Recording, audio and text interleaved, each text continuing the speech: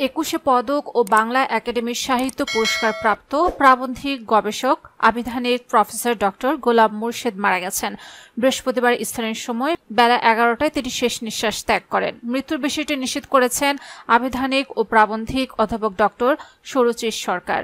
সুরুচির সরকার জানান, বার্ধক্যজনিত কারণে দীর্ঘদিন অসুস্থ ছিলেন ডক্টর গোলাম মুর্শেদ। 22 আগস্ট বেশি অসুস্থ হয়ে পড়লে তাকে লন্ডনের সাউথ এন্ড হাসপাতালে ভর্তি করা হয়।